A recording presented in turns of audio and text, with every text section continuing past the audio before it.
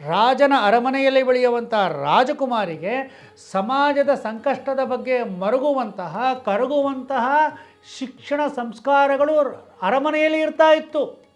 ಅವಳ ಅಪ್ಪನನ್ನು ನಿಂದಿಸಲಿಲ್ಲ, ಜರೀಲಿಲ್ಲ, ಏನೂ ಮಾಡಲಿಲ್ಲ. ನಾನು ಋಷ್ಯಶೃಂಗನನ್ನು ಮದುವೆ ಹಾಕ್ಲಿಕ್ಕೆ ಒಪ್ತೀನಿ. ರಾಜ ಯೋಚನೆ ಮಾಡಿದೆ ಅವಳು ಒಪ್ಪೋದಿಲ್ಲ ಅಂಥೇಳಿ. ಅವನ ಮಗಳ ಬಗ್ಗೆ ಬಹಳ ಸಂತೋಷ ಆಗುತ್ತೆ, ಅಭಿಮಾನ ಆಗುತ್ತೆ. ಅಂತ ಶ್ರೇಷ್ಠಳಮ್ಮ, ನೀನು ನಮ್ಮ ರಾಜ್ಯಕ್ಕೆ ಬಂದಂಥ ಕಷ್ಟ ದೂರ ಮಾಡಲಿಕ್ಕೆ ತಯಾರಾಗಿದೆಯಲ್ಲ.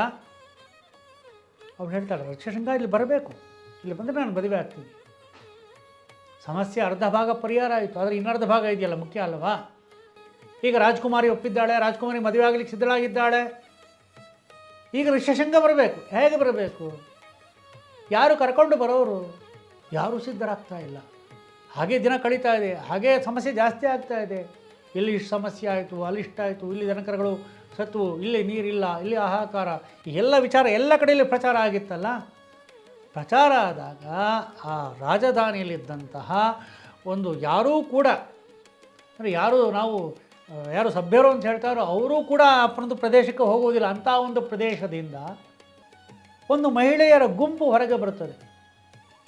ಅಂದರೆ ವೇಶ್ಯೆಯರ ಕೇರಿಯಿಂದ ಒಂದು ವೇಶ್ಯೆಯರ ಗುಂಪು ಹೊರಗೆ ಬಂದು ಹೇಳ್ತಾರೆ, ನಾವು ಋಷ್ಯಶೃಂಗನನ್ನು ಕರ್ಕೊಂಬರ್ಲಿಕ್ಕೆ ತಯಾರಾಗಿದ್ದೀವಿ ಅಂತೇಳಿ.